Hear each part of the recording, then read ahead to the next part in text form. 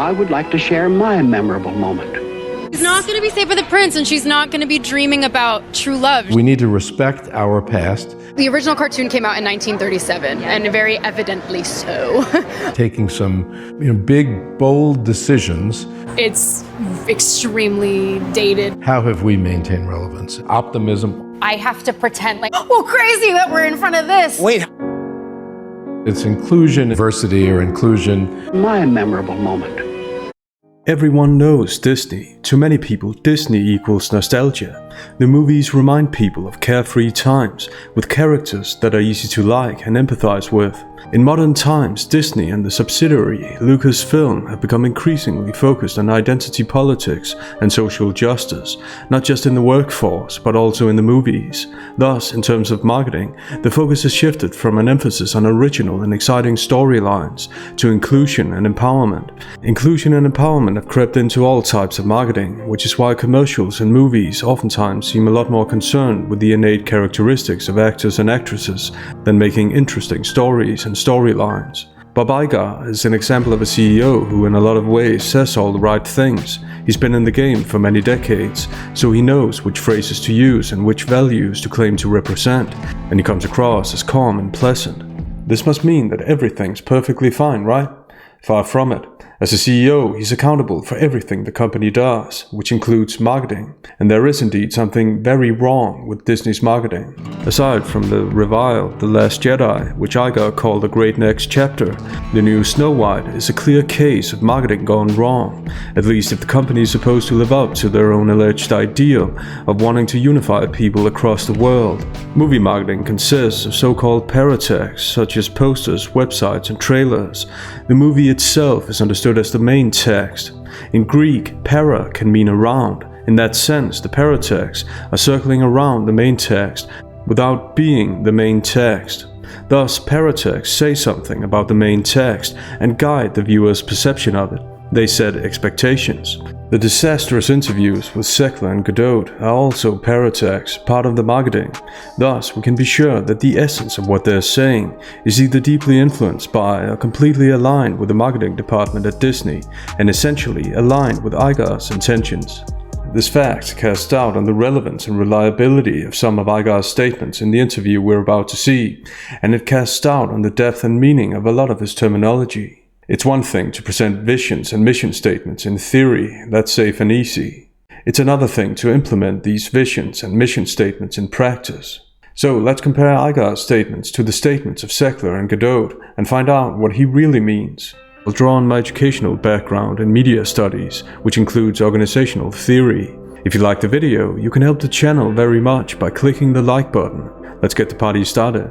So I'm a student. I learn a lot. To this day, I try not to go into anything cold. I try to learn. It also, by the way, one of the most helpful things in terms of making decisions is accumulating knowledge, is making a decision not by shooting from the hip, not by winging it, but by learning enough about something to either form a knowledgeable opinion or to make a decision based on knowledge that's accumulated.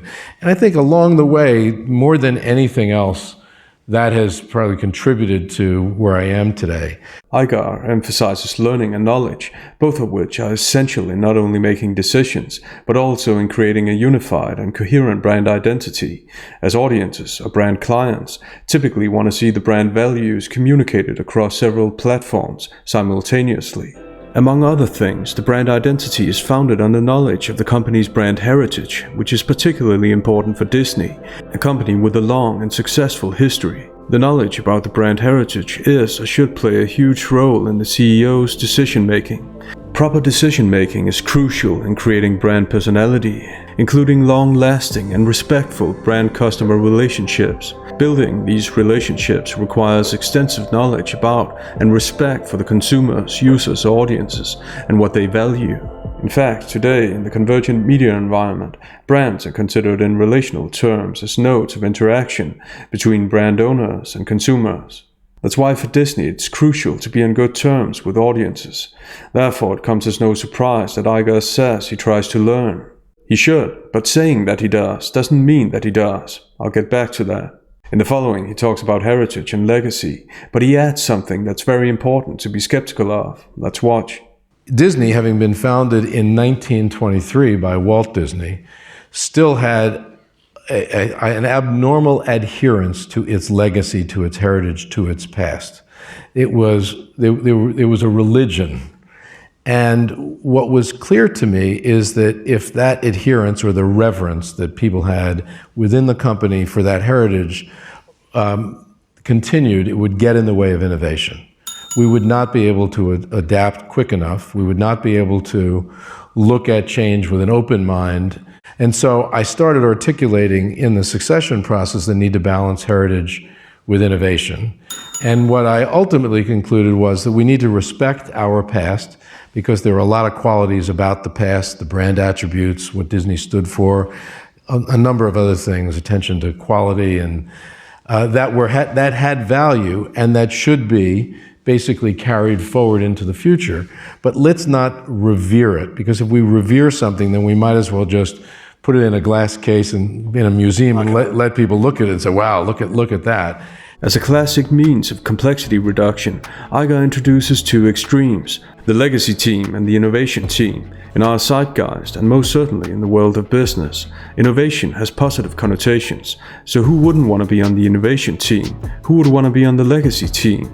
However, in itself, the word innovation means whatever the speaker wants it to mean, same as inclusion and empowerment. So what matters is how a person defines innovation and open mind. In that regard, paratags or promotional material become the visual definitions of these words. This means that the essence of the actress's statements shows what the company wants people to associate with innovation and open mind. Before watching their interviews, let's dwell on another thing Iger says. But let's not revere it. Synonyms to revere include respect, think highly of, and esteem. Two things can be right at the same time, so in that sense, it's possible to revere something while still wanting to innovate. Thus, it doesn't follow, at least not necessarily, that reverence gets in the way of innovation, as Iger makes it seem with this hyperbole. Put it in a glass case and in a museum and let people look at it and say, wow, look at that.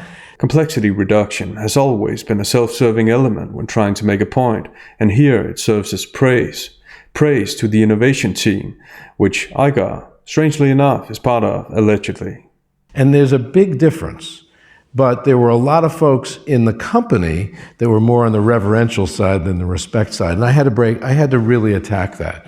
In some cases it meant changing out personnel, in some cases it meant taking some big, bold decisions that felt anti-brand to some people that, in my opinion, weren't at all.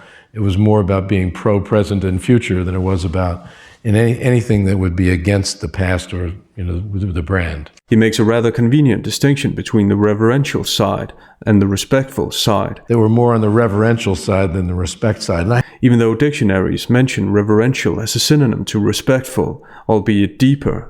Convenient because it's rather inconceivable that people on the reverential side would define themselves as only reverential.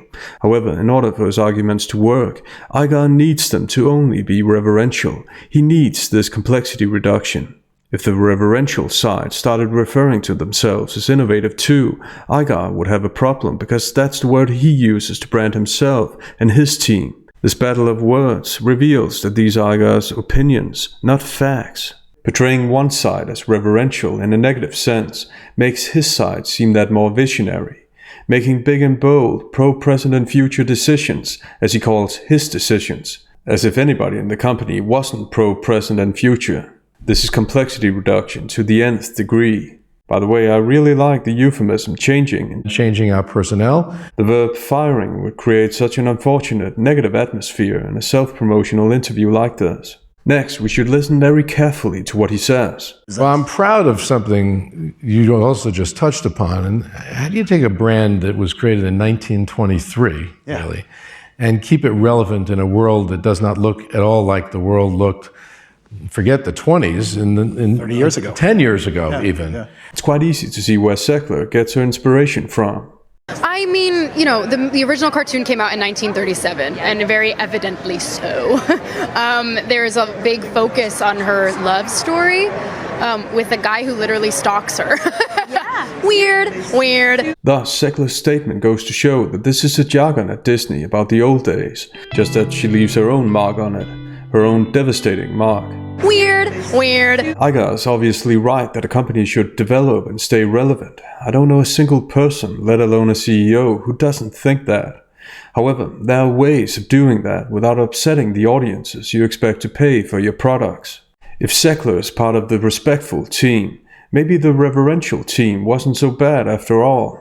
We have a different approach to what I'm sure a lot of people will assume is a love story just because we cast a guy in the movie. Right. Andrew Burnap, great dude. Yeah. All of Andrew's scenes could get cut. Who knows? It's Hollywood, baby. Also, a word like innovation can quickly become a euphemism, an excuse for making decisions in form of paratext that are indeed anti-brand.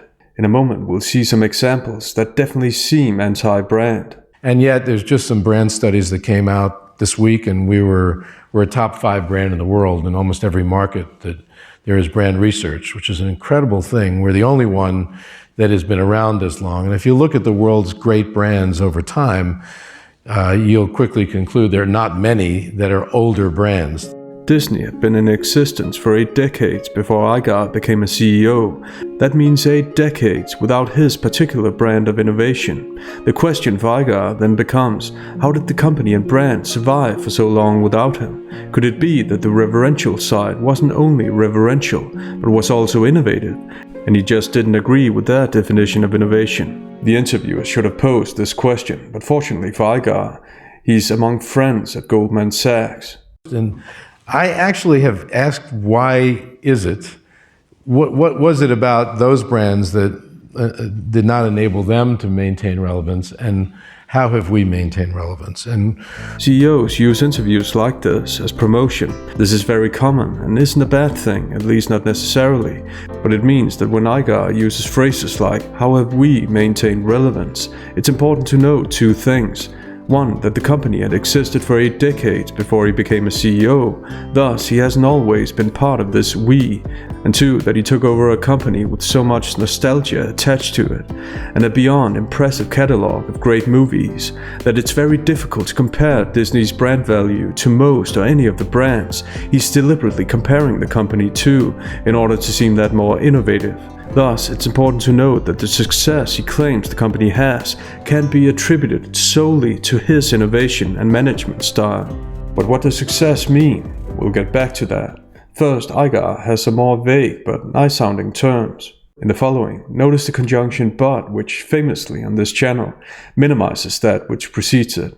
how have we maintained relevance? And the answer to it is that we looked at what the core values were of the brand. In Disney's case, it's things like, they're storytelling values, but it's inclusion and universal appeal. It's good over evil. It's the value of good work. It's the value of treating people well. It's optimism, all of those things. The conjunction but minimizes the part about storytelling values, which many consumers would place at the forefront, rather than vague terms like inclusion, universal appeal, and optimism, that are the syntactic focus in the utterance as a direct result of the conjunction. Because if there's one thing many consumers have requested in the last decade, it's that Disney creates original content, rather than remaking and reimagining content, using the titles of the originals to ensure financial success.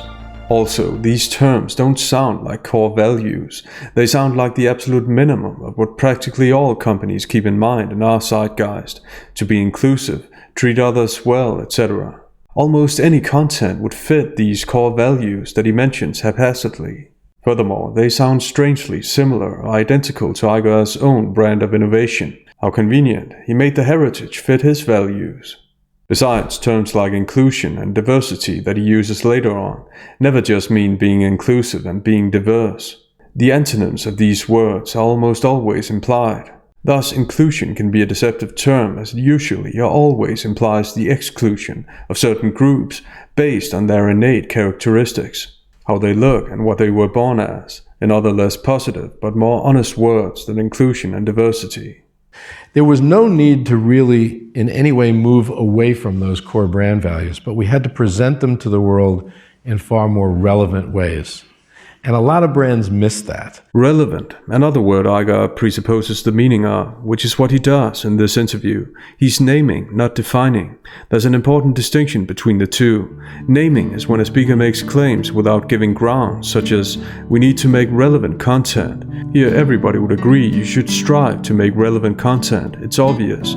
Definitions, on the other hand, contain grounds, such as, relevant content is when 90% of the cast in Frozen are left-handed. So that's what we need to make.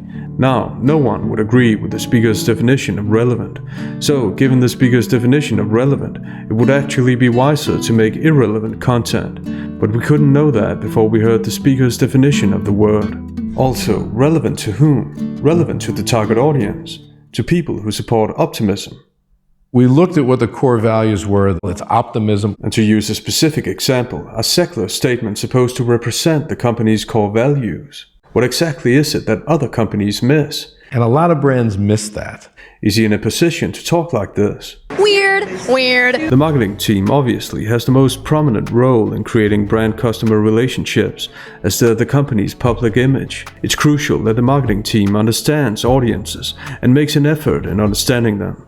Corporate branding is about engaging the consumers in dialogue, as the consumers no longer buy a product or adhere to a brand because of what they are, but because of what they mean.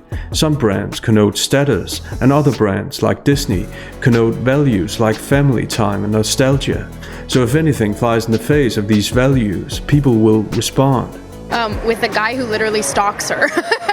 So we didn't do that this time. You said you were bringing a modern edge to it on stage. What do you mean by that? I just mean that it's no longer 1937. No longer 1937.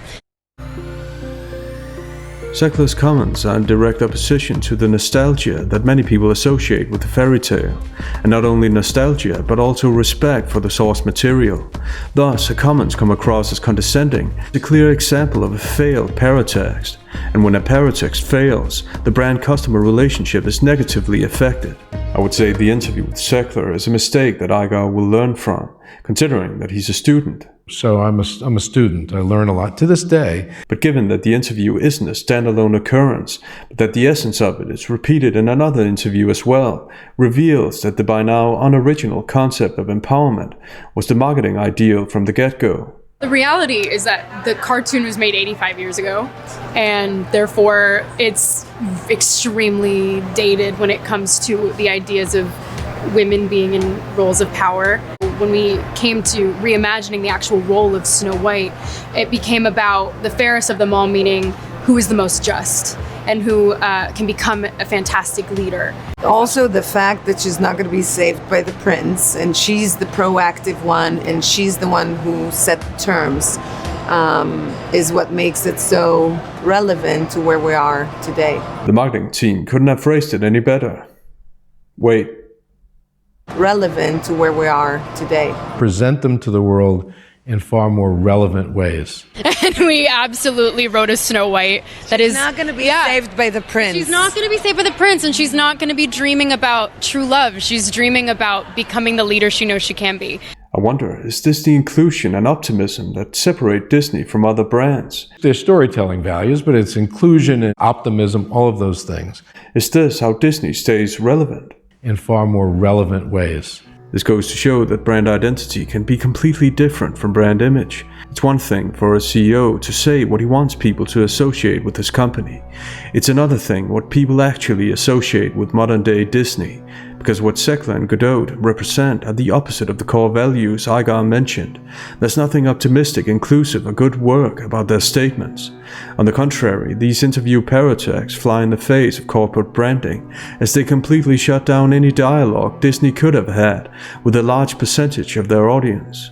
To make matters worse, there's internal inconsistency as well, meaning that the actresses have obviously been influenced or instructed to praise the movie. And Mark Webb, our wonderful visionary director for this movie. Also, there's something so iconic about being part of the first, fairy tale ever told by Disney. She was the first villain ever. To use Iger's terminology, this must be the respectful part of the interview. Not to be confused with being reverential, of course. We must never cross that important line. And on the other hand, we've seen how they talk about the original in a condescending and anachronistic fashion. And we absolutely wrote a Snow White that is not going to be saved by the prince. She's not going to be saved by the prince, and she's not going to be dreaming about true love. To Zegler, it wasn't enough to sound tired of the original. She had to sound tired of her own fans as well, even though the movie isn't even out yet. Have you ever been to that Snow White ride at Disneyland? I get stopped for photos every time I'm online for the Snow White ride, and it is I have to pretend like, oh God, well, crazy that we're in front of this. Wait, how? Well, crazy that we're in front of this. Wait, how often are you in line for the Snow White ride? I'm a narcissist. Ding, ding, ding! What do we have for her, Johnny? First of all, this reveals that Zegler's in it for herself and not her fans, and definitely not fans of the original Snow White, because as she admits, she wanted the part at all costs. I had no idea what I was auditioning for when I auditioned. I took a pause and realized what I was auditioning for, and then it became like I will elbow everyone out of the way to play the part. But it was very sweet. And Secondly, it reveals that on top of the problems Disney has with corporate branding, they also have a problem with celebrity branding. Celebrity branding is about creating source attractiveness, which, unlike what the term might suggest, is much more about likability and similarity than physical attraction. Zegler's statements alienate audiences, they don't include them, which is ironic considering how much Iger allegedly values inclusion. There's storytelling values, but it's inclusion and As a result, Zegler doesn't come across as likable, or at least particularly likable. weird. Thirdly, and this is the last and most general point, it reveals that there's a lot of confusion at Disney, confusion about target audiences and finding the appropriate rhetoric to address them. There's a lot that indicates that what Iger calls relevant and innovative isn't what a large percentage of the audience wants. And we sit down and we look at what franchises and characters, and we all do a fair amount of homework. So I'm not familiar with all 7,000, but I have a lot of familiarity. And we talk about what we want to make. And I felt that it was time for Marvel's storytelling to much better reflect the world we were doing business in. I'm a big believer in that, whether you call it diversity or inclusion. But the bottom line is that doing so is good for commerce. Does Disney's marketing actually reflect the world we live in? Is Disney's marketing actually good for commerce? There's a lot that suggests that Iger's definition of being in touch is actually out of touch. The marketing for Snow White is a clear example of that. There's often a major discrepancy between what CEOs claim about their company's visions and reality. To put things into perspective, here's what Brendan Whitworth, CEO of Anheuser-Busch, which brews Bud Light, said about the company's recruitment. You know, I think with a company that is as storied and has as much history as Anheuser-Busch does, you know, we have the ability to recruit amazing talent, and we're very deliberate about it in terms of who we bring in, making sure that they're the right fit for the culture of how we do business. And those folks are who we depend on to really run the business. And with that, we put innovation front and center and make sure that they have the freedom and the autonomy and the sort of the empowerment to do things differently. And in reality, the following is an example of this amazing talent. I present to you the Vice President of Marketing for Bud Light. Okay, what does evolve and elevate mean? It means inclusivity. It means shifting the tone. It means having a campaign that's truly inclusive, and representation is at sort of the heart of evolution. And I struggled a ton in the early part of my career with imposter syndrome. Yeah. We do this happiness exercise. I'm like, literally take out your notebook. You're going to give every day for 2 weeks a grade. You're going to say 1, really unhappy, 2, medium happy, 3, happy. Probably the most impactful piece of advice I've ever heard. I heard the CMO of GE, this woman, Beth Comstock. And so she had this fantastic answer. She talked about faking it, number one. She was like, I fake it all the time. And you realize the more senior you get, everybody's faking it. And it's so true. Everyone doesn't really know what they're talking about. Amazing talent. And we're very deliberate about it in terms of who we bring in, making sure that they're the right fit for the culture. See you next time.